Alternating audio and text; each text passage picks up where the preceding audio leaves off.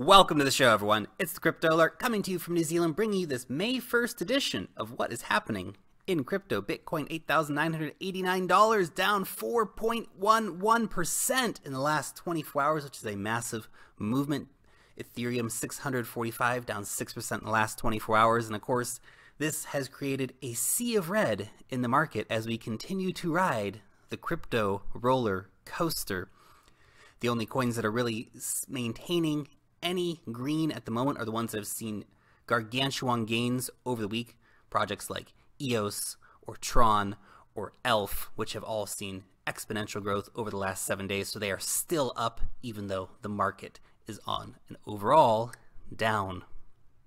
UNICEF is mining cryptos to raise funds for children. This is very interesting. UNICEF Australia is giving users the option to simply keep the UNICEF website homepage open, and they'll be mining cryptocurrency on your browser. Interesting. I feel like this is a model we might see more and more happening.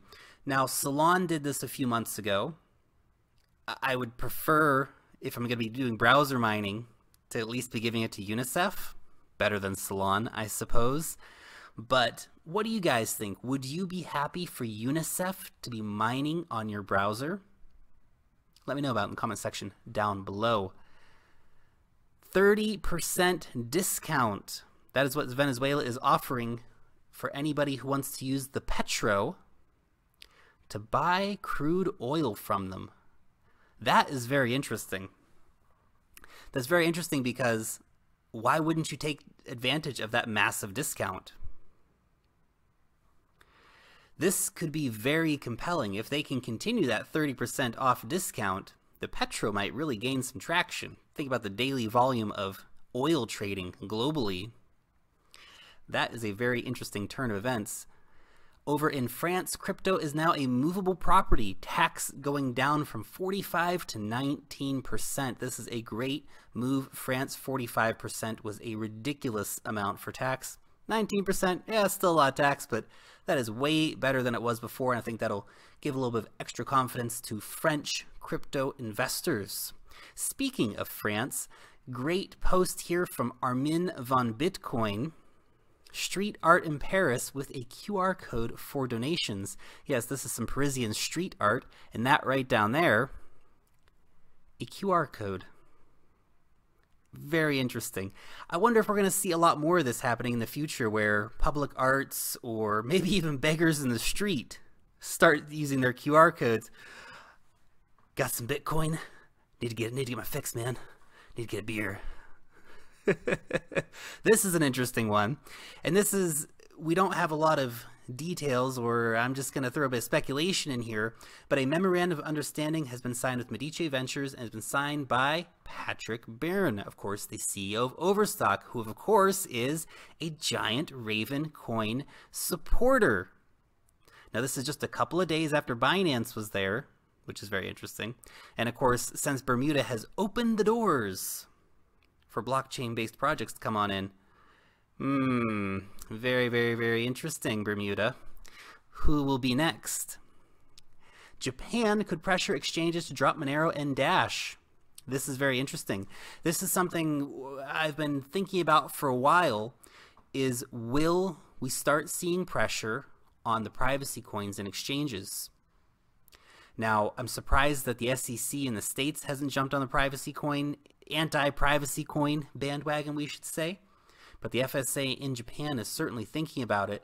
This would be a very worrying trend, because it would mean that so many great coins will be off of exchanges.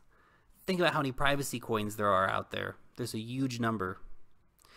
DEXs are more necessary than they have ever been, and will continue to be more necessary as we continue to see movements like this happening. Speaking of Japan, SBI unveils new plans for its cryptocurrency exchange, because cryptocurrency exchanges are basically licenses to print money. So of course they are. Icon Nest. Now this is Icon's token platform, and really just the layout of how it's going to work. It's going to be very easy to launch a token on Icon. This is the layout here, you can see. Super user friendly. Of course, It's one thing to launch a token. It's a whole other thing to run an ICO, get a community, have a legitimate project, legitimate partnerships, etc., etc., etc. It's also super easy to launch a token on Waves, or it's super easy to launch a token on NEM. So that's nothing new, but I do appreciate it. It's certainly going to help bring people on board. The guys over at Paypi. Paypi launches live beta with QuickBooks integration. Nice move for Paypi. New store sells cryptocurrencies for regular old cash in Croatia. Very cool. Next one up, this is an Italian hotel up in the Lakes region of northern Italy.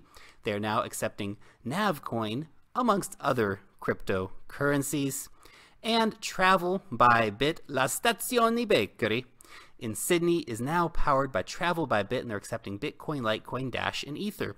Why do I bring these seemingly irrelevant stories up to you guys? These last three stories of a shop here, or a new crypto trading desk there, or a hotel here. This is important. I see these stories all day, all the time, and it starts to add up. Just think about it. All these little cafes and restaurants and hotels and service providers start accepting cryptocurrencies. Every time we get a new one, it adds to the movement. I love this. I think it's great to see all these little retailers getting on board, because they're going to be the ones that push it. Right? It's really easy for a small bakery in Sydney to say, you know what, we're accepting Bitcoin. It's a whole other thing for giant corporate structures to accept Bitcoin. They've got a lot of people they need to convince. At a small cafe, you just got one guy, or a guy and his wife, and that's the only people that need to decide on this. So that is really cool. I'm really just super excited to be seeing all of these different forms of adoption for cryptocurrency payments happening. The little things matter, guys. And finally, the guys over at Origin Trail, I'm going to be interviewing them in a couple of days, but they have got a bunch of swag that they want to be giving away to you guys. So we're going to be doing two different giveaways. One, you can post in the comment section down below to win some sweet swag, or there is going to be a post for over on Twitter. So if you retweet this video on Twitter, you'll also have a chance to be in to win. So I'll be choosing two winners in 2 days. So on Thursday, we'll decide who the winners are for the Origin Trail swag. First prize will be from Twitter. It'll be 3 different bits of swag, and the second prize will be here on YouTube. 2 different bits of Origin Trail swag. Hoodies, mugs, different stuff like that. So comment to be in to win. Long live the blockchain, and peace out till next time.